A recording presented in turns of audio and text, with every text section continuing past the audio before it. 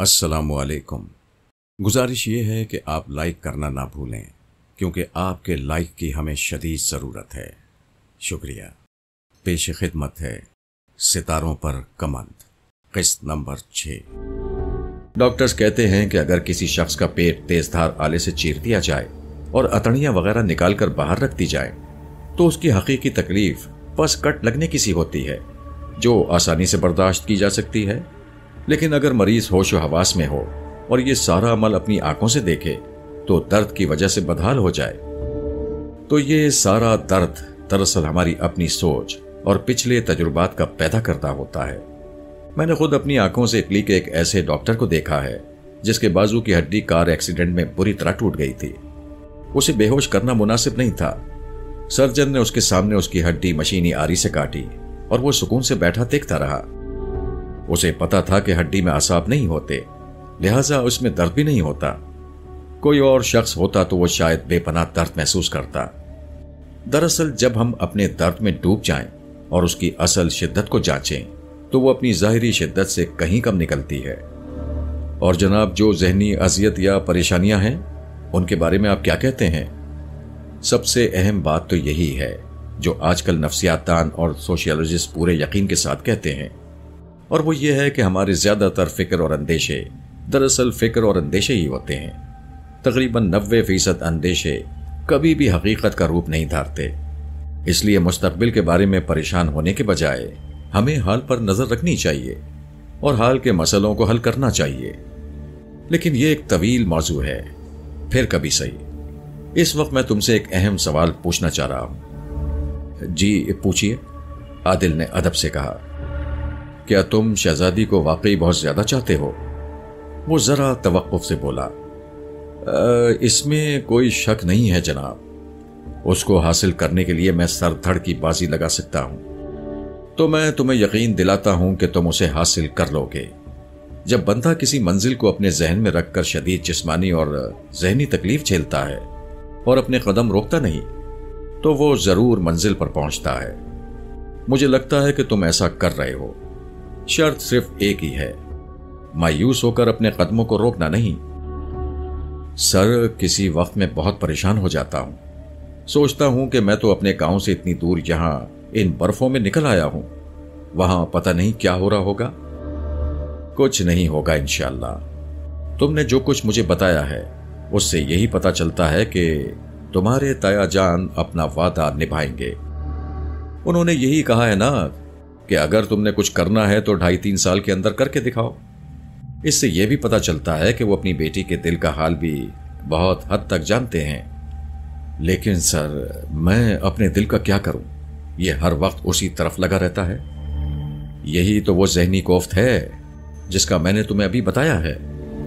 हम जिस मंजिल के लिए जिस्म को दुख देते हैं और अपने दिलो दिमाग को दुख देते हैं, वो हमारे करीब आना शुरू हो जाती है। शर्त सिर्फ और सिर्फ एक ही है, हम हौसला न हारे। आपने ज़हनी कोफ्त की बात की है और ये कोफ्त तो मैं महसूस करता हूं सर, और कई तरह से करता हूं। पता नहीं कि आप मुझको बताना चाहते हैं या नहीं, लेकिन हकीकत यह है कि कभी कभी ये क्रिस्टल भी मेरे लिए बहुत बड़ी कोफ्त बन जाती है। मुझे लगता है जैसे ये इम्तिहान ले रही है मेरा। सरमद साहब गहरी नजरों से आदिल की तरफ देखने लगे, बिल्कुल खामोश और खोए हुए से। फिर उनके होंठों पर मध्यम सा तबस्सुम उभरा और बोले, मेरा ख्याल है कि जो तुम कहना चाहते हो मैं वो समझ रहा हूं। ये क्रिस्टल फितरी तौर पर बुरी लड़की नहीं है, लेकिन इसका प्रॉब्लम यह है कि ये एक आजाद माशरे में पली बड़ी है। इन लोगों के नेकी बदी के अपने पैमाने हैं। मुझे कई दिन पहले अंदाजा हो गया था कि ये तुम्हारी तरफ झुकाव रखती है। अगर मैं इसे मना करता तो ये मना हो जाती, लेकिन पता नहीं क्यों मैंने इस हवाले से इसके साथ कोई बात नहीं की। आपके जहन में क्या था सर? अगर मैं तुम्हें बताऊंगा तो शायद तुम यकीन ना करो या मेरा मजाक उड़ाने लगोगे, लेकिन मेरे कुछ अपने ख्यालात हैं और उन ख्यालात पर मुझे बेपनाह यकीन है। आम लोग शायद इनको बेवकूफ़ी समझें और शायद तुम भी यही समझो। नहीं सर, मुझे तो लगता है कि आप आम लोगों से आगे सोच लेते हैं। मुझे अपनी सोच आपके सामने कभी कभी बहुत छोटी महसूस होने लगती है।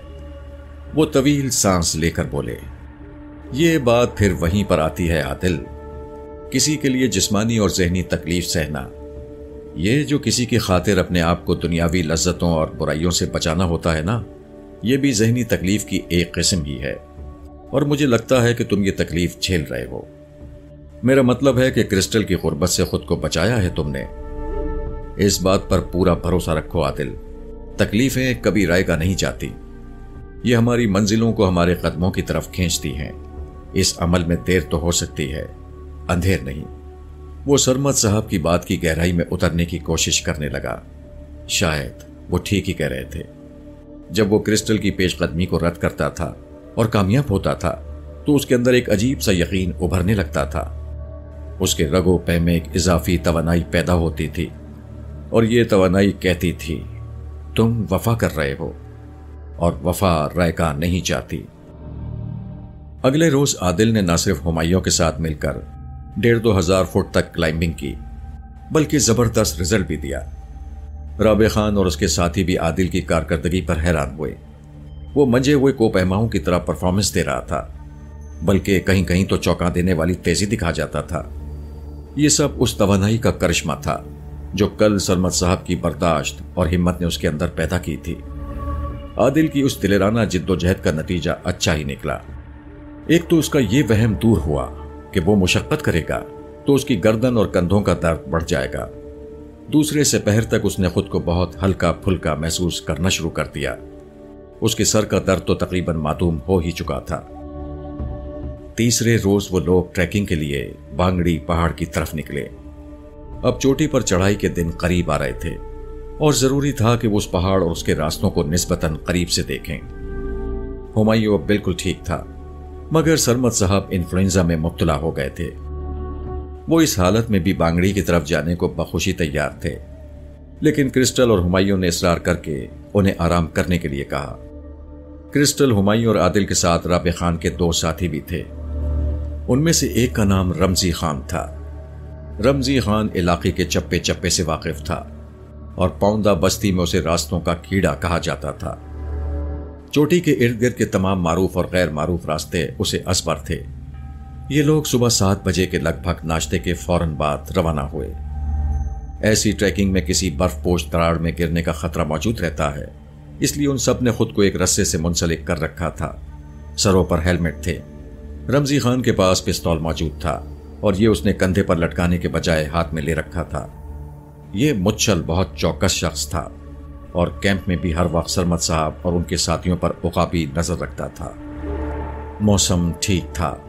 बर्फीली चोटियां रू पहली किरणों में चमक रही थीं। उन सब ने कांटेदार जूते पहन रखे थे। अपनी वॉकिंग स्टिक्स के सहारे वो बर्फपोश रास्तों पर चलते आगे बढ़ते रहे। यूं तो बांगड़ी चोटी कैंप से करीब ही नजर आती थी, लेकिन जब उन्होंने चलना शुरू किया तो वो जैसे दूर हटती गई। आदिल ने कहा, हुमायूं भाई, तुम्हारा कहा दुरुस्त ही था। पहाड़ के दामन तक कम से कम 7-8 किलोमीटर का सफर तो है। हुमायूं ने हस्बे मामूल अस्बात में सर हिलाकर हाँ में जवाब दिया। दोपहर 12 बजे तक चलने के बावजूद वो पहाड़ के दामन से 3 किलोमीटर दूर थे। पहाड़ अब बहुत वाज़ेह तौर पर नजर आ रहा था। यकीनन उस जानिब से चढ़ाई के लिए ये एक हैबतनाक पहाड़ था। लगता था कि 8-10 हजार फुट ऊपर जाने के बाद चढ़ाई का कुछ पोर्शन बहुत दुश्वार हो जाएगा। शायद यही वो मुश्किल पोर्शन था जिसके लिए सरमद साहब को आदिल की खुसूसी महारत की जरूरत थी। रमजी ने कहा, अब क्या चाहता है तुम लोग? और आगे जाया जाए या वापस चलें? हुमायूं ने कहा, अब इतनी दूर आ गए हैं तो कुछ और पास चले चलते हैं। हो तो फिर जल्दी करो, हमको शाम से पहले कैंप में वापस भी पहुंचना है। क्रिस्टल इर्द गिर्द के मंजर से लुत्फानंदोज हो रही थी। ये जगह उसे बहुत अच्छी लगी थी। यहां हर तरफ बर्फ थी और एक छोटा सा ग्लेशियर धूप की तमाज़त से ढलवान पर सिरक सिरक कर नीचे गिर रहा था। वक्फे वक्फे से पुरशोर गूंज पैदा होती थी। बर्फ ने पिघल पिघल कर अजीब व गरीब मुजस्मों की शक्लें धार रखी थीं। क्रिस्टल का दिल फोटोग्राफी को चाह रहा था। उसके अपने गाल भी धूप और मुशक्कत से सुर्ख शाह भी हो रहे थे। वो कहने लगी, हम यहां बैठता है हुमायूं, तुम लोग आगे का राउंड लगाओ। क्या आप थक गई हैं? हुमायूं ने पूछा। नहीं, ऐसी बात नहीं। बस हमको यहां बैठना अच्छा लग रहा। ठीक है, हम 1 घंटे के अंदर वापस आ जाते हैं। आपने यहीं पर रहना है, हुमायूं ने कहा। ओके, वो बोली और अपना कैमरा दुरुस्त करने में मसरूफ हो गई। वो लोग आगे रवाना हो गए। आगे रास्ता निस्बतन आसान था। बहरहाल बर्फ और नीले आसमान के सिवा कुछ और दिखाई नहीं देता था। बांगड़ी के काफी नजदीक पहुंचकर उन्होंने तस्वीरें खींची और एक वीडियो भी बनाई। रमजी और हुमायूं क्लाइंबिंग के बारे में गुफ्तगू करते रहे। आदिल इर्द गिर्द के होशरुबा मनाजिर में खोया रहा। कुछ देर बाद वो लोग वापस रवाना हो गए। जब वो सरकते हुए ग्लेशियर के पास पहुंचे तो एक हैरत उनकी मुंतजिर थी। क्रिस्टल कहीं नजर नहीं आई। आदिल ने समझा शायद वो किसी नशे में उतरी हुई है। हुमायूं और आदिल ने क्रिस्टल को आवाजें भी दी, लेकिन कोई जवाब नहीं आया। अचानक आदिल की निगाह एक चीज पर पड़ी और उसको अपना सारा खून सर को चढ़ता हुआ महसूस हुआ। वो देखो हुमायूं भाई, आदिल ने उंगली से एक तरफ इशारा किया। हुमायूं ने भी घूम कर देखा। क्रिस्टल के कैमरे का स्टैंड बर्फ पर पड़ा था और पास ही कैमरे का ढक्कन भी दिखाई दे रहा था। वो दोनों दौड़कर वहां पहुंचे। यहां एक नशेब था। जहन में आया कि शायद वो फिसल कर नीचे गिर गई है, लेकिन वो वहां भी नहीं थी।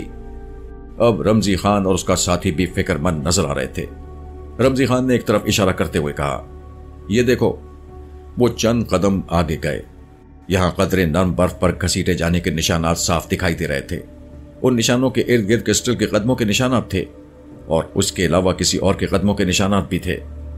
ये किसी मर्द के कदम थे। हुमायूं ने आदिल से मुखातिब होकर तेज सरगोशी में कहा, मुझे लगता है कि ये किसी पाउंडे के कदम हैं। शायद क्रिस्टल को जबरदस्ती यहां से ले जाया गया है। एकदम आदिल के जहन में दाखून का मनहूस चेहरा घूम गया। वैसे तो तकरीबन सारे पाउंडे ही क्रिस्टल को जलती नजरों से देखते थे, मगर दाखून की हवसनाक नजरें सबसे जुदा थीं। वो तो शायद उसी दिन क्रिस्टल के साथ कुछ कर गुजरता जिस दिन आदिल ने राबे खान वगैरह के सवालों के जवाब देने से इनकार किया था और अपने साथियों की यहां मौजूदगी के बारे में छुपाया था। कहीं ऐसा तो नहीं हुमायूं भाई के दाखून या कोई दूसरा हमारे पीछे पीछे यहां आया हो? क्या कहा जा सकता है? हुमायूं की आवाज परेशानी की शिद्दत से टूट रही थी। उन्होंने एक बार फिर क्रिस्टल को पुकारना शुरू किया। वीरान बर्फिस्तान में जैसे उनकी सदाएं बस हवाओं में ही गूंज कर रह जाती थीं। वॉकी टॉकी पर सरमद साहब से राब्ता करो हुमायूं भाई, आदिल ने मशवरा दिया। हुमायूं ने वॉकी टॉकी ऑन किया, मगर सिग्नल ठीक नहीं आ रहे थे। शोर के सिवा कुछ सुनाई नहीं दिया। हुमायूं काफी देर तक सर सर पुकारता रहा, लेकिन कुछ हासिल नहीं हुआ। वॉकी टॉकी बंद करके वो मुख्तलिफ अतराफ में फैल गए और क्रिस्टल को तलाश करने लगे। कोई 40-50 मीटर आगे आदिल को बर्फ पर एक ब्राउन सी चीज दिखाई दी। ये क्रिस्टल की टोपी थी। यहां भी कदमों के निशानात मौजूद थे, मगर सिर्फ एक शख्स के। यूं लगता था कि क्रिस्टल के साथ जबरदस्ती करने वाले ने उसे उठा लिया है, शायद बेहोश करके या फिर वैसे ही। सूरत हाल अब बिल्कुल वाज़ेह होती जा रही थी। क्रिस्टल के साथ कुछ हो चुका था। जमीनी शहादतें साफ नजर आ रही थीं। वो लोग उन शहादतों का पीछा करते हुए आगे बढ़ने लगे। मुचल पाउंडे ने तो अपनी राइफल पहले ही हाथ में थामी हुई थी। रमजी खान ने भी अपना पिस्तौल निकाल लिया। वो सब क्रिस्टल की तरफ से शदीद खतरा महसूस कर रहे थे। इसके अलावा उन्हें अपनी तरफ से भी खतरा था। कोई शख्स किसी ओट में मौजूद हो सकता था और उन पर फायर कर सकता था। एक संगीन वाकया रोनमा हो गया था और इसके नतीजे में मजीद संगीनियां रोनमा हो सकती थीं।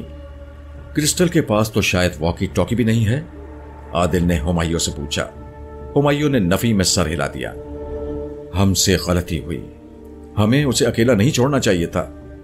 मेरा दिल तो यही कहता है कि इन पाउंडे में से किसी ने उसका पीछा किया है और तन्हा देखकर पकड़ लिया है। अब दोपहर हो रही थी। सूरज की किरणों का जाविया बदल रहा था।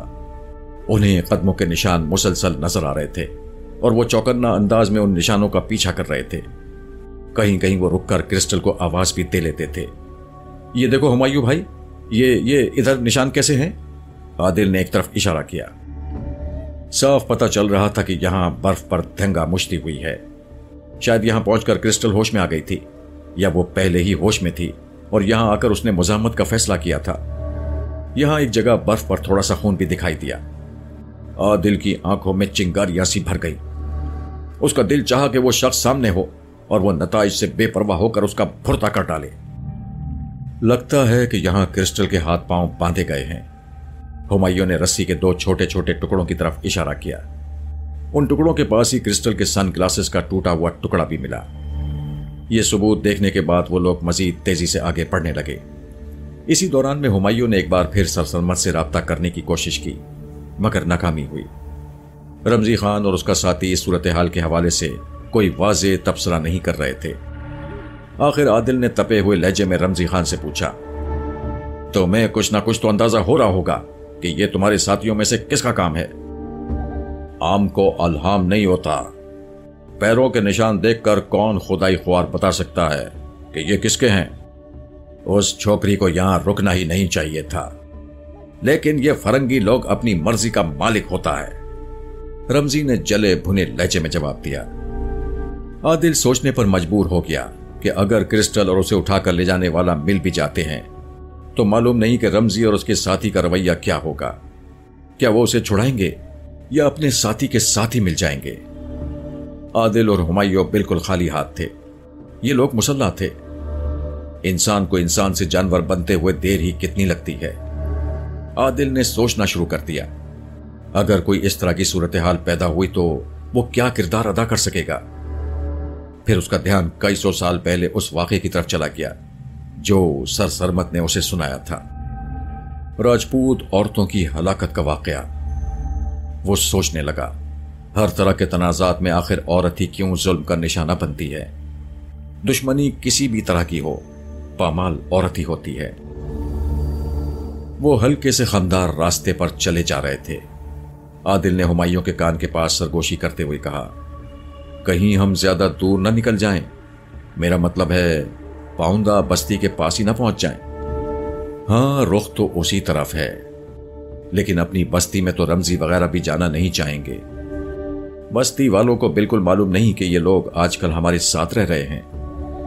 राबे खान ने यह सब कुछ बस्ती वालों से छुपा रखा है। वो तकरीबन निस्फ किलोमीटर मजीद आगे गए होंगे जब एक मध्यम आवाज ने उन्हें बुरी तरह चौंका दिया। ये आवाज उन्हें बाएं जानिब जरा नशीब से आई थी, जैसे किसी का मुंह बंद हो और चिल्लाने की कोशिश कर रहा हो। आवाज दूसरी बार उभरी और इस मर्तबा ये काफी वाज़ेह थी। साफ तौर पर यह नस्वानी आवाज थी। रमजी और उसका मुच्छल साथी एकदम चौकस हो गए। रमजी ने तेज सरगोशी में उन सब से कहा, तुम यहीं रुको, हम आगे जाता है। उसने अपना पिस्तौल मोछल को दे दिया और खुद उसकी राइफल लेता हुआ आगे बढ़ा। छोटे छोटे बर्फीले तोदों से गुजरता हुआ वो नशेब की तरफ आगे बढ़ गया। अब वो नजर नहीं आ रहा था। आदिल के जहन में फिर वही अंदेशे सर उठाने लगे। कुछ नहीं कहा जा सकता था कि उन पाउंडों का आइंदा रवैया क्या होगा। कुछ देर बाद अकब से बुलंद आवाजें सुनाई देने लगीं। रमजी खान और दूसरे शख्स में जुमलों का तबादला हो रहा था। वो तीनों थोड़ा सा आगे आ गए। आवाजें मजीद वाज़ेह हो गईं। आदिल और हुमायूं के अंदाजे दुरुस्त निकले थे। जो दूसरी आवाज उभर रही थी वो जानी पहचानी थी। ये दाखून की भर्राई हुई सी आवाज थी। वो दोनों मकामी जबान में बोल रहे थे, लेकिन कहीं कहीं अल्फाज समझ में नहीं आ रहे थे और मफहूम समझना ज्यादा मुश्किल नहीं था। दाखून कुछ इस तरह की बात कर रहा था कि कोई उसके करीब ना आए, वरना फरंगन यानी क्रिस्टल को गोली से उड़ा देगा। दाखून के लहजे से साफ पता चलता था कि वो शराब के नशे में है। जवाब में रमजी ने भी करख्त लहजे में बात की। उसके जुमले में राबे खान का नाम आया। गालिबन वो दाखून को बता रहा था कि वो जो कुछ कर रहा है उसके नताइज बहुत बुरे निकलेंगे। राबे खान उसे जिंदा नहीं छोड़ेगा। 2-3 मिनट तेज जुमलों का तबादला हुआ। इस दौरान में क्रिस्टल की घुटी घुटी आवाजें भी सुनाई देती रहीं। 100% ये क्रिस्टल ही थी। रमजी के मुछैल साथी ने सरगोशी में आदिल को बताया, रमजी खान उसे बाहर आने को बोल रहा है। उसके दिमाग को लाल परी चढ़ा हुआ है। वो बाहर नहीं आ रहा। कहता है छोकरी को गोली मार देगा। सूरत हाल तशवीशनाक थी। बहरहाल आदिल का यह अंदाजा गलत साबित हुआ था कि शायद रमजी खान मनफी रवैया अपनाएगा। दाखून उसका करीबी साथी था, लेकिन फिल वक्त रमजी खान उसे सिर्फ एक अगवाकार की हैसियत से देख रहा था और उसे क्रिस्टल को छोड़ने के लिए कह रहा था। यकायक एक गोली चलने की आवाज आई। ठीक से पता नहीं चला कि यह फायर किसकी तरफ से हुआ था और आया यह सिर्फ हवाई फायर था या किसी को निशाना बनाया गया था। आदिल तेजी से चंद कदम ऊपर गया और उसने नशेब में झांका। उसे रमजी नजर आ गया। वो अपने एक कंधे को दबाकर घुटनों के बल बैठा हुआ था और दूर से सफेद बर्फ पर खून के छींटे साफ दिखाई दे रहे थे। उसे गोली लग गई थी। आदिल जल्दी से वापस पलटा। उसने मुचेल से कहा, तुम्हारे साथी को गोली लग गई है, वो जख्मी है। अगर तुम्हारे पास कोई हथियार है तो मुझे दो, मैं आगे जाकर देखता हूं। नहीं, हमारे पास और हथियार नहीं है, मुचेल ने झूठ बोला और अपनी 7mm राइफल पर गिरफ्त और मजबूत कर ली। आदिल जानता था कि उसके पास एक छोटा पिस्टल और भी मौजूद है, मगर वो देने को तैयार नहीं था। आदिल खाली हाथ ही बाएं जानिब लपका। हुमायूं भी उसके पीछे आना चाहता था, मगर मुचेल ने गरज कर उसे रोक लिया। शायद वो आदिल को भी रोकता, लेकिन तब तक आदिल काफी आगे निकल चुका था। वो नीम दायरे की शक्ल में दौड़ता हुआ एक क्लावा काटकर उस मकाम के अकब में पहुंच गया जहां से दाखून की शराबी आवाज उभर रही थी। ये दो बर्फीले तोतों के दरमियान एक रखना सा था, जैसे एक बगैर छत का छोटा सा गार था। उसने उसे सरता पा हिला दिया। रगों में खून की जगह सयाल आग सी बहने लगी। उसे सबसे पहले क्रिस्टल ही नजर आई। वो पहलू के बल बर्फ पर पड़ी थी। उसके दोनों हाथ पुष्ट पर बंधे थे। यकीनन पांव भी बंधे थे, लेकिन आदिल को दिखाई नहीं दिए। उसके सर पर टोपी नहीं थी और सुनहरी माइल बाल बिखरे हुए थे। उसके बालाई लिबास को इस तरह फाड़ा गया था कि वो उसके जिस्म पर बस धज्जियों की सूरत बाकी थे। बदन पर नोचने खसोटने के निशान फासले से भी देखे जा सकते थे। दाखून का रुख दूसरी तरफ था और वो राइफल सोते खड़ा था। क्रिस्टल चूंकि लेटी थी, इसलिए उसकी नजर सीधी आदिल पर पड़ी।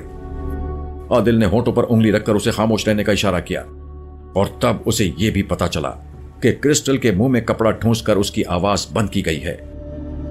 आदिल को अपने सामने वही नूरी नत नजर आया जो तशद्दुद और बेरहमी की अलामत था, जिसने हर जगह और हर रूप में इंसानियत के सीने में जब्र का छुरा घोंप रखा था। और आदिल को नफरत थी उससे और उस जैसे सारे तारीख किरदारों से। सोचने का वक्त नहीं था। आदिल ने ढलवान बर्फ पर उसी तरह स्लाइड ली जैसे बच्चे चिल्ड्रन पार्क में स्लाइड पर फिसलते हैं। वो तेजी से नीचे आया। उसका निशाना दाखून था। आदिल और दाखून के दरमियान शायद चंद सेकंड्स का चौथाई फासला बाकी था। जब दाखून को खतरे का एहसास हुआ, उसने पलटना चाहा, मगर बहुत देर हो चुकी थी। आदिल तोप से निकले गोले की तरह दाखून के कंधों से टकराया। उसके दोनों पांव ने बड़ी कुव्वत के साथ दाखून को सर्प लगाई। भारी भरकम होने के बावजूद दाखून किसी हल्की फुल्की शय की तरह कई कलाबाजियां खा गया।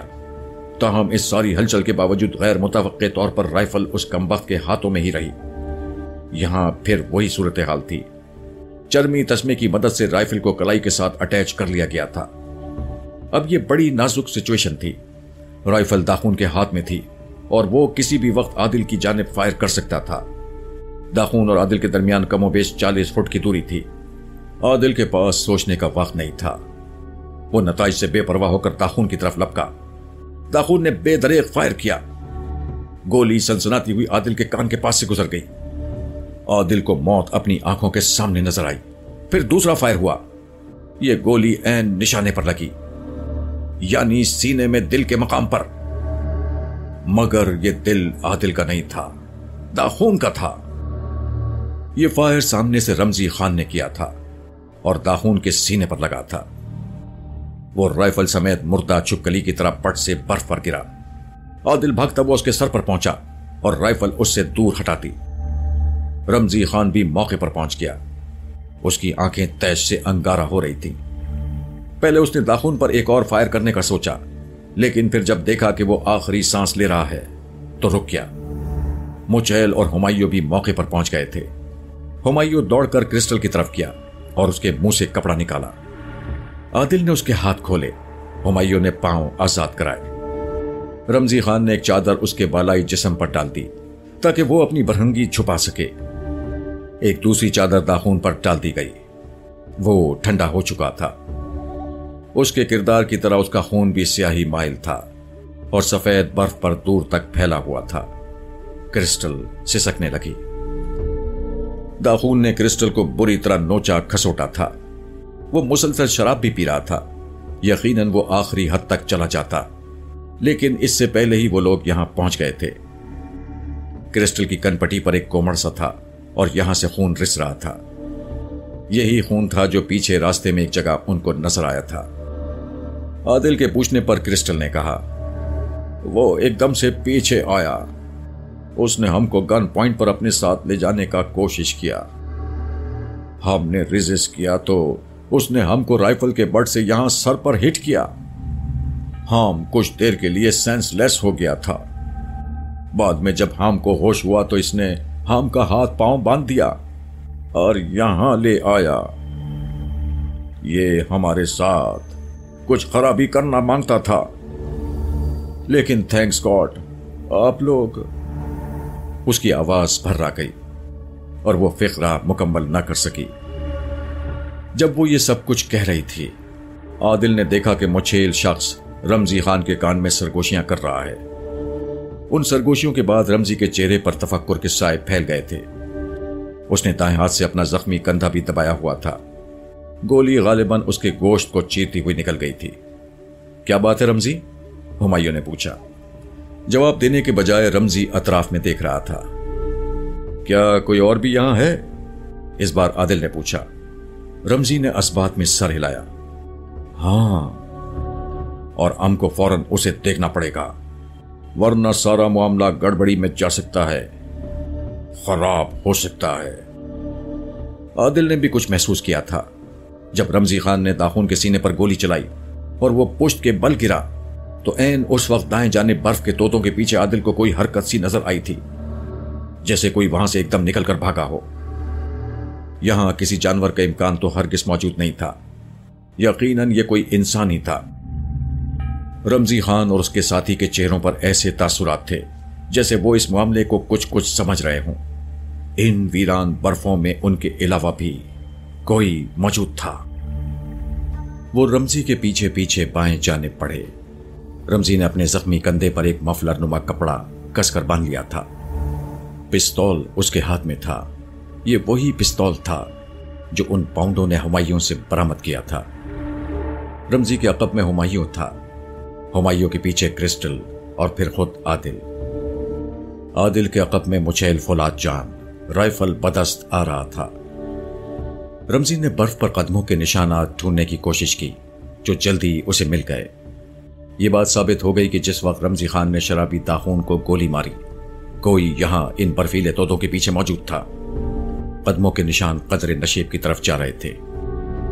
वो आगे बढ़ते गए और फिर पत्थरों से बने हुए कोठरी नुमा कमरे के सामने पहुंचकर रुक गए। एक छोटे से चौबी दरवाजे के सिवा उसमें आने जाने का कोई रास्ता नहीं था। ये जगह अंदर से बिल्कुल तारीक थी। रमजी खान ने अफरा तफरी में उस कोठरी के अंदर झांका, फिर मुछेल फौलाद जान की तरफ देखकर नफी में सर हिला दिया। वो बाएं जानिब मुड़े और कदरे तेजी से आगे बढ़ने लगे। दफतन रमजी खान रुक गया। उसने उंगली से नशेब में इशारा किया।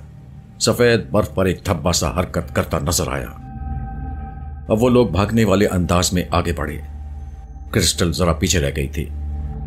आदिल ने भी अपनी रफ्तार जरा कम कर ली और क्रिस्टल का साथ दिया। कुछ देर बाद धब्बा वासे नजर आने लगा। ये एक भारी जिस्म वाला शख्स था। वो मोटे कपड़े में लिपटा हुआ था। उसने सर मुंडवा रखा था। वो जैसे घबराहट के आलम में भाग रहा था। जब रमजी खान ने उसकी तरफ राइफल सीधी कर ली तो वो चौंक गया। चंद मिनट बाद वो सब उस शख्स के रूबरू थे। वो वाज़ेह तौर पर परेशान नजर आता था। उसकी उम्र 45 साल से ऊपर ही रही होगी। वो नशे में धुत लगता था। चेहरा तमतमाया हुआ था और मुंडे हुए सर की रगें भी नुमाया दिखाई देती थीं। रमजी ने मकामी लबो लहजे में उससे कहा, मालका वापस चलें, तुमसे कुछ बात करनी है। उसने पहले तो हीले बहाने से काम लिया, फिर जब देखा कि रमजी खान का लहजा अटल है तो चारों नाचार चलने पर राजी हो गया। वो सब लोग वापस उसी कोठरी नुमा कमरे में पहुंच गए। रास्ते में रमजी खान और वो मालका नामी शख्स धीमे लहजे में कुछ बातें भी करते रहे। आदिल की समाज से ये बातें दूर ही रहीं। ये कोठरी तकरीबन 12 फुट की रही होगी। फर्श पर मोटा ऊनी नमदा बिछा हुआ था। दीवारों पर भी नमदे दिखाई दे रहे थे। यहां अल्कोहल की बू थी और कुछ अजीब व गरीब चीजें दिखाई दे रही थीं। इंसानी खोपड़ी, चंद हड्डियां, रीछ की खाल, गालिबन शेर का हुनूद शुदा पंजा, भैंसे के सींग और इसी तरह की दीगर अशिया। जल्द ही आदिल को मालूम हो गया कि उस शख्स का पूरा नाम मालकाने ज़ादा है। ये जिस कोठरी में रहता था, ये एक तरह से पाउंदा बस्ती के मज़ाफात में वाक़ थी, यानी वो इस वक्त पाउंदा बस्ती के काफी करीब थे। मालकाने ज़ादा को पुरस्कार उलूम का माहिर समझा जाता था और ये बस्ती के उन सरकर्दा लोगों में से था जो सयाहों के बांगड़ी चोटी की तरफ जाने के शदीद मुखालिफ थे। आदिल ने सरगोशी में हुमायूं से पूछा, ये क्या बातें चल रही हैं? हुमायूं मकामी जबान कुछ कुछ समझता था। उसने भी सरगोशी में जवाब दिया, ये बंदा दाखून को रमजी खान की गोली से मरते देख चुका था। अगर ये बस्ती पहुंच जाता तो रमजी और राबे खान वगैरह का सारा पोल खुल जाता। तो अब क्या होगा? मुझे लगता है कि रमजी खान इस बंदे को अपने साथ कैंप में ले जाना चाहेगा। इसी दौरान में रमजी खान और मालका के दरमियान होने वाली गुफ्तगू में तेजी आ गई। मालका का चेहरा कुछ और तमतमा गया, सूजी हुई आंखों से जैसे चिंगारियां छूटने लगी। फिर वो आदिल और हुमायूं वगैरह की तरफ मुतवज्जे होकर गर्जा, तुम सबका सब मरेगा, बर्बाद हो जाएगा, वहां ऊपर जाएगा तो दफन हो जाएगा, तुम्हारा लालच तुमको ले डूबेगा। आम सच कहता है, ले डूबेगा। मालका खामोश रहो, रमजी खान ने कहा। आम खामोश नहीं रहेगा।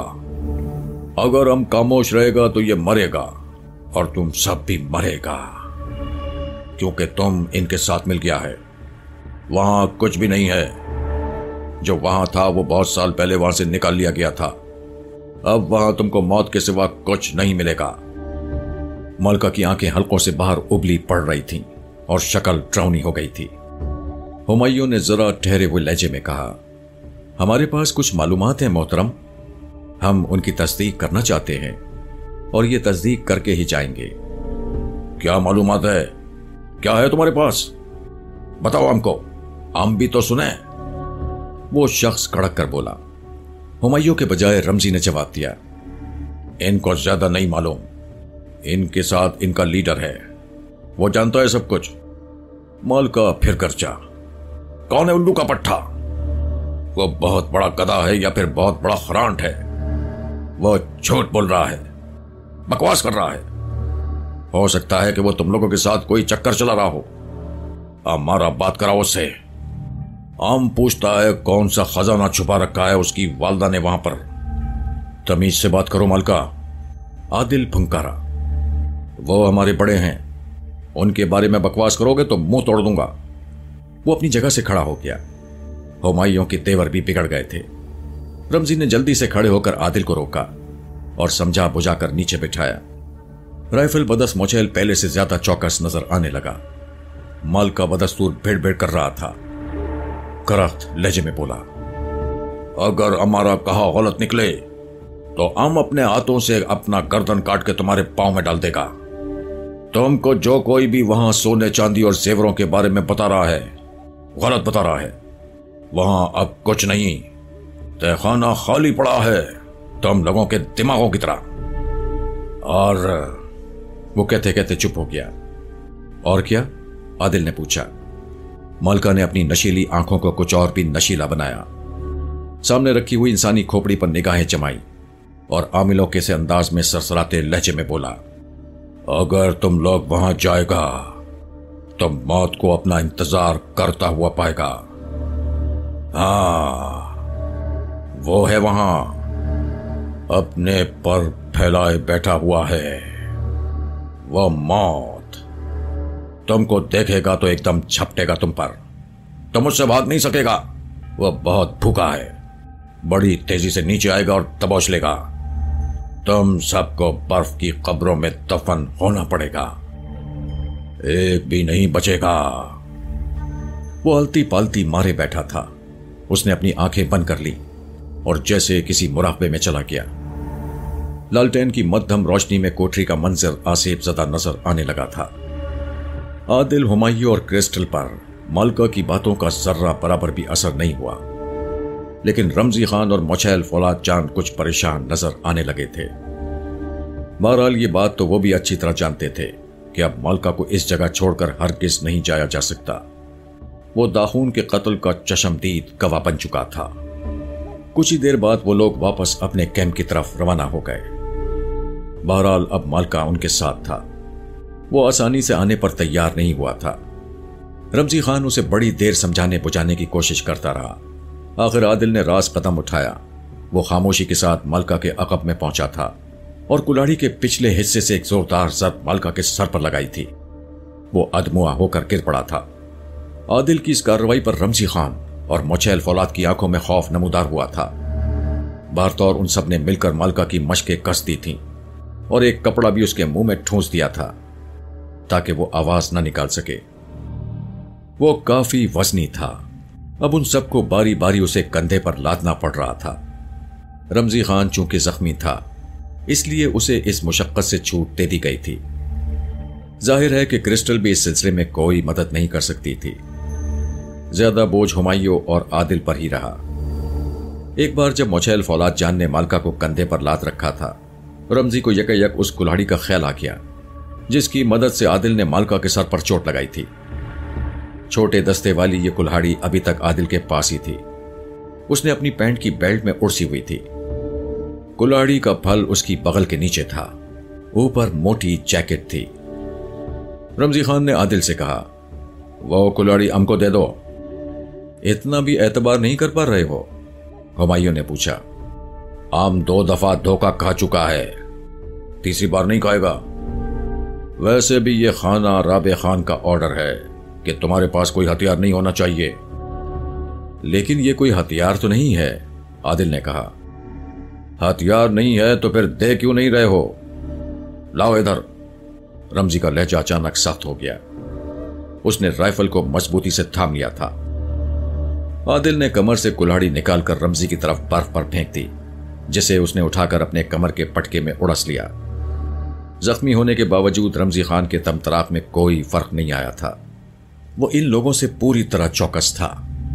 اس کے کندھے سے اب بھی خون رس رہا تھا۔ کرسٹل کے میڈیکل پاؤچ میں فرسٹ ایڈ کا سامان موجود رہتا تھا۔ خوش قسمتی سے داخون کے ساتھ زبردستی کھینچاتانی کے باوجود یہ میڈیکل پاؤچ اب بھی کرسٹل کی بیلٹ کے ساتھ اٹیچ تھا۔ اس نے رمزی کی بینڈیج تو کر دی تھی مگر ابھی اسے مزید ٹریٹمنٹ کی ضرورت تھی۔ کچھ ہی دیر بعد وہ اسی جگہ پر واپس پہنچ گئے جہاں کرسٹل والا واقعہ ہوا تھا۔ بدمست داخون فرنگن کرسٹل سے شاید انگریز دور حکومت کا کوئی بدلہ چکانا چاہتا تھا۔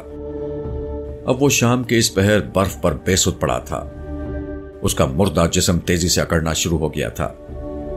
رمزی خان کے حکم پر عادل اور ہمایوں نے آئس ایکس کے ساتھ برف میں کڑا کھودنا شروع کیا۔ گاہے بگاہے فولاد جان نے بھی اس میں مدد کی۔ آدھ پون گھنٹے میں تقریباً 4 فٹ گڑھا تیار ہو گیا۔ اسی دوران میں مالکا نے بھی کسمسانا شروع کر دیا تھا۔ وہ ہوش میں آ رہا تھا۔ رمزی نے کرسٹل سے مخاطب ہو کر کہا، او چھوکری، اس کو کوئی ٹیکا میکا لگا دے۔ کرسٹل کے پاس انجیکشن کی صورت میں ٹرنکلائزر موجود تھا۔ وہ اس نے مالکا کے چربی دار بازو میں ٹھونک دیا۔ وہ چند منٹ میں پرسکون ہو گیا۔ اس دوران میں فولاد جان نے داخون کے لباس کی کھلی تلاشی لے کر کچھ اشیاء نکال لی۔ پھر عادل اور ہمایوں نے اس کی لاش گھسیٹ کر گڑھے میں ڈال دی۔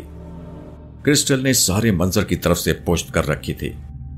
عادل نے رمزی خان کو مخاطب کر کے کہا، میرا تو مشورہ اس موٹے عامل کو بھی لٹا دو، اس شرابی کے ساتھ قصہ پاک ہو جائے گا۔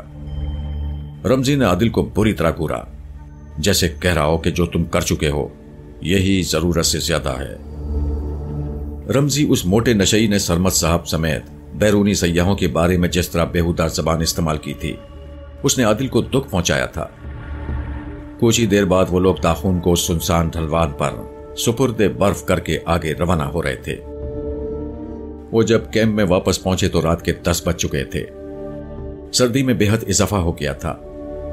ہوا برفانی تودوں کی بھول بھلائیوں میں سے گزرتی تھی تو مزید یکبستہ ہو جاتی تھی۔ ابھی وہ کیمپ سے 1-2 فرلانگ دور ہی تھے کہ انہیں ٹارچوں کی روشنیاں دکھائی دینے لگیں۔ یہ رابع خان اور اس کے ساتھی ہی تھے جو انہیں ڈھونڈنے کے لیے نکلے تھے۔ رمزی کو دیکھتے ہی رابع خان برس پڑا۔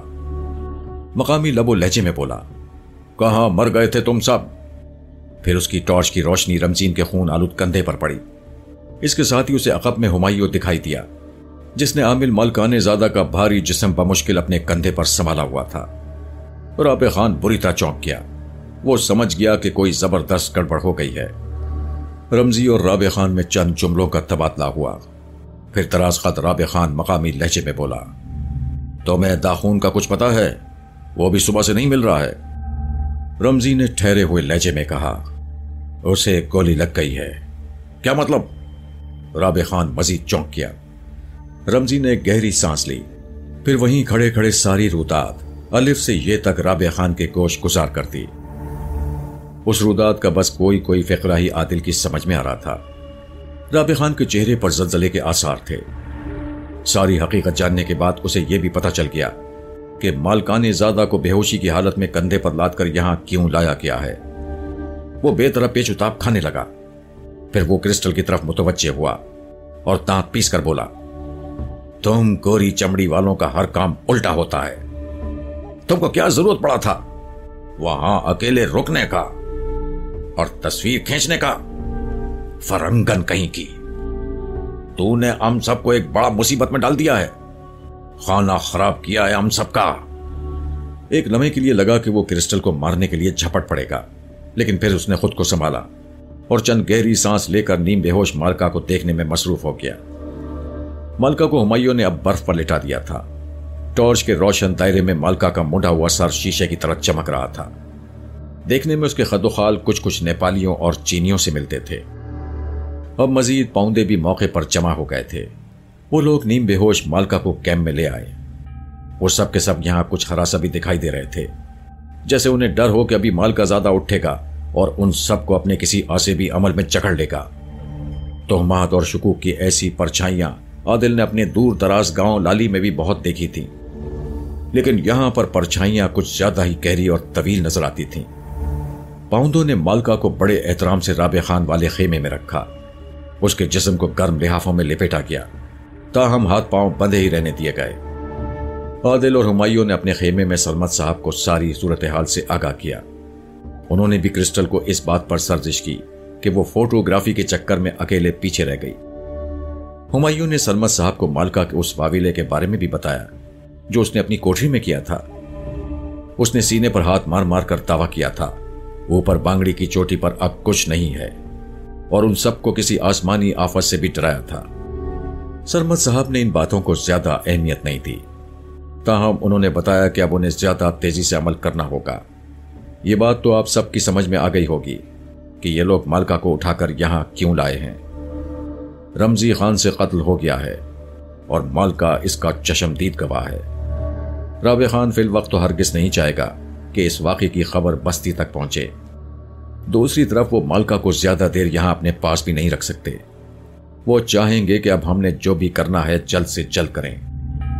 क्रिस्टल बहुत बुझी हुई थी। जो कुछ उसके साथ हुआ था दिल दहला देने वाला था।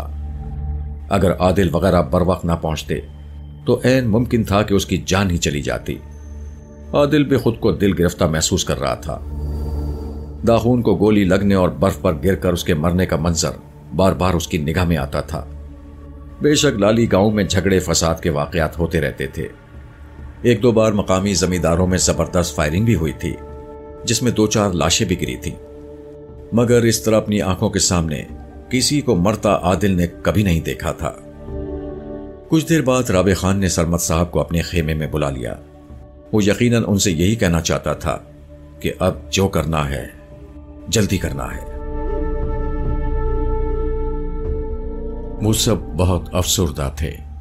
अगले रोज सुबह सवेरे सरमत साहब ने उन्हें एक लेक्चर दिया और रोजमर्रा मसरूफियात के लिए तैयार किया।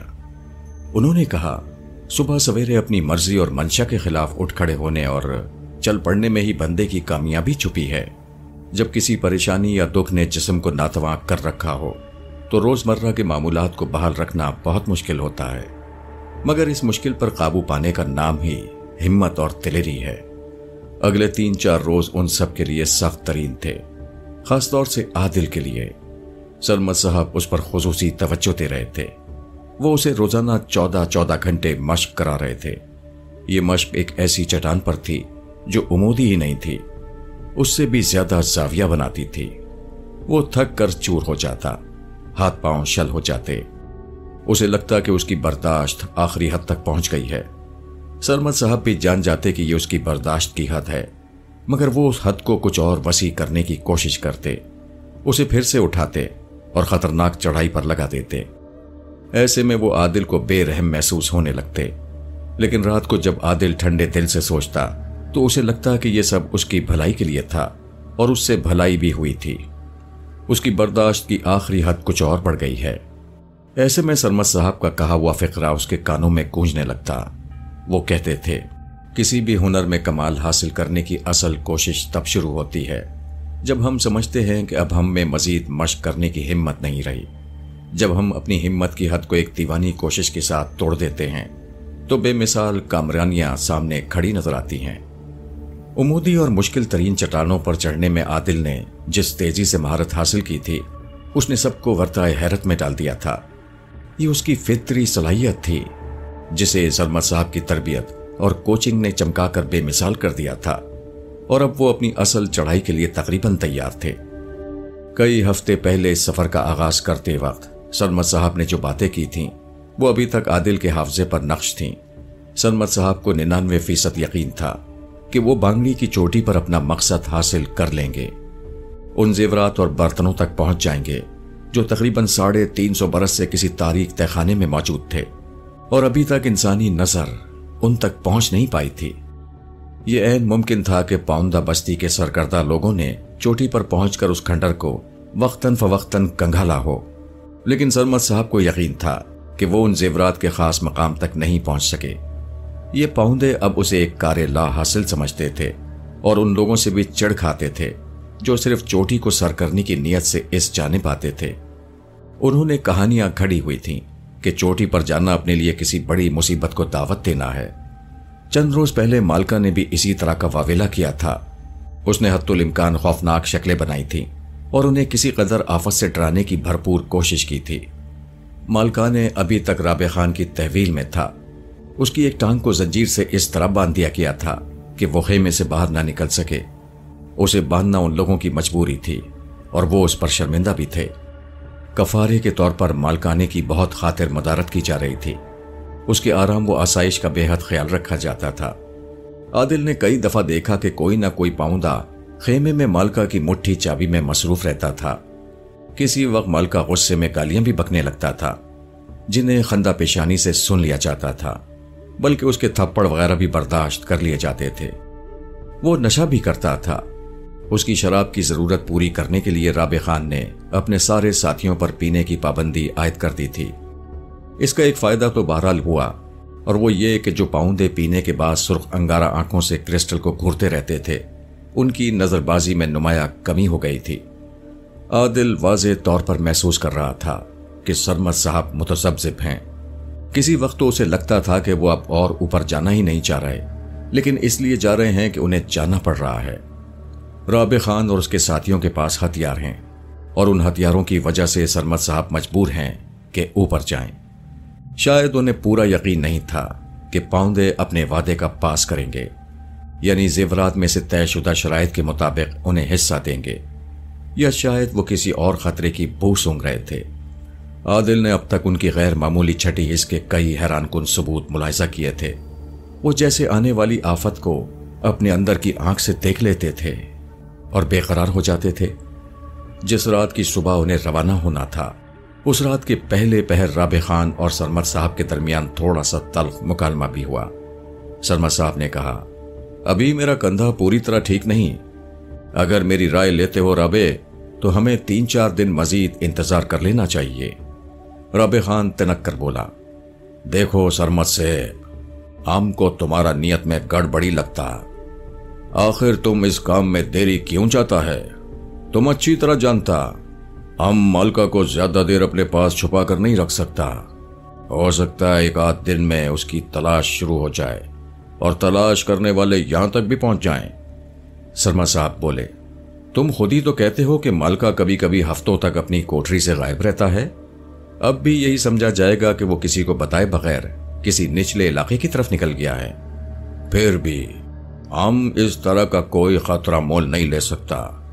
हमको पूरा यकीन है तुम्हारा कंधा अब ऊपर चढ़ने के लायक है। अगर तुम कई दिन पहले कच्चे जख्म के साथ ऊपर चढ़ गया था तो अब क्यों नहीं चढ़ सकता? क्रिस्टल बोली, आई थिंक इसी वजह से इनका जख्म अभी तक काचा है। राबे फुंकारा, ओए तुम अपनी चोंच बंधी रखो विलायती चिड़िया, वरना हम तुम्हारे सारे पर खींचकर तुम्हें सीख पर चढ़ा देगा। क्रिस्टल ने कुछ बोलने के लिए मुंह खोला, लेकिन फिर सरमद साहब के तासुरात देखकर खामोश रही। राबे फैसलाकुन अंदाज में बोला, सब लोग तैयारी मुकम्मल कर ले। प्रोग्राम के मुताबिक हम लोग सुबह 10 बजे तक यहां से निकल जाएगा। उसके बाद वो उठा और अपनी लंबी लंबी टांगे चलाता हुआ बाहर निकल गया। प्रोग्राम के मुताबिक अब रमजी को दीगर साथियों के साथ यहां मालका के पास रहना था। राबे खान, मोचैल फौलाद जान और उनके एक तीसरे साथी खुनाब गुल को उनके साथ बांगड़ी की फलकबोस चोटी की तरफ रवाना होना था। आदिल की मालूमात के मुताबिक फौलाद जान और खुनाब गुल अच्छे को पैमा थे। पाउदा होने के बावजूद वो इंग्लिश के टूटे फूटे लफ्ज भी बोल लेते थे। राबे खान चढ़ाई की जदीद तकनीक में ज्यादा माहिर तो नहीं था, लेकिन वो बासानी उनका साथ दे सकता था। वो रात को देर तक जरूरी तैयारी में मसरूफ रहे और आखिरी पहर ताजा दम होने के लिए सो गए। वो बड़ी साफ शफाफ सुबह थी। दुनिया की ये अजीम शान चोटियां, जिनमें से कोई भी 8000 मीटर से कम ऊंची नहीं थी, नीले आसमान के पस मंजर में दमक रही थी। हसीन दोशीजाओं की तरह ये सीना ताने खड़ी थी और जैसे दावत दे रही थी कि आओ हमें फतह करो। अगर बाजुओं में ताकत है तो हमें तस्खीर करके दिखाओ। हाँ, ये खूबसूरत दोशीजाओं की तरह थी, लेकिन जिस तरह कभी कभी हसीन औरत जहरीली नागन का रूप धार लेती है, ये चोटियां भी अपने आशिकों से एकदम आंखें फेर लेती थीं। इनके मौसम इतनी तेजी से बदलते थे कि अकल दंग रह जाती थी। वो घेर के बेबस कर देती थीं और फिर अपनी मोहल्लिक बुलंदियों में अपने चाहने वालों को यूं मारती थीं कि उनका नामो निशान भी नहीं मिलता था। और आज एक ऐसी ही हसीन चोटी उनके सामने खड़ी थी, उन्हें दावत दे रही थी अपनी हिम्मत आजमाने की। वो अपने पूरे साजो सामान के साथ रवाना हो गए। इस साजो सामान में 4 खेमे भी थे। उन्होंने खुद को एक दूसरे के साथ रस्से के जरिए मुंसलिक किया और आगे बढ़ने लगे। राबे खान सबसे आगे था, क्योंकि वो पहाड़ तक जाने वाले रास्तों का भेदी था। फौलाद जान सबसे पीछे था। खमदार मैगजीन वाली खौफनाक 8 mm गन पूरी तरह लोड थी और उसके हाथ में थी। उसकी उकाबी नजरें हर वक्त चारों अतराफ गर्दिश करती रहती थीं। यूं लगता था कि वो किसी भी खतरे के वक्त बिला झिझक फायर खोल सकता है। उनका तीसरा साथी भी मशीन पिस्टल से मुसल्ला था और काफी हथियार शनास और निडर शख्स नजर आता था। उन दोनों की मौजूदगी में किसी तरह का रिस्क लेना खुद को शदीद खतरे के हवाले करना ही था। चंद रोज पेशतर जब हुमायूं मशकूक अंदाज में राबे खान के खेमे के करीब पाया गया था, राबे ने बेदरेग उसके पांव की तरफ 3-4 फायर दाग दिए थे और अलल ऐलान कहा था कि अगली दफा वो इस तरह अपना एम्यूनेशन जाया नहीं करेगा, बल्कि सीधी सर में गोली मार देगा। वो दोपहर 2 बजे तक मुसलसल चढ़ते रहे। अभी वो रस्सों की मदद के बगैर ही चढ़ रहे थे। 1-2 जगह चढ़ाई मुश्किल हुई तो हुमायूं आगे चला गया। इसी दौरान में उसका एक पांव बर्फ के अंदर चला गया और वो एक अमीर बर्फानी दरार में गिरते गिरते बचा।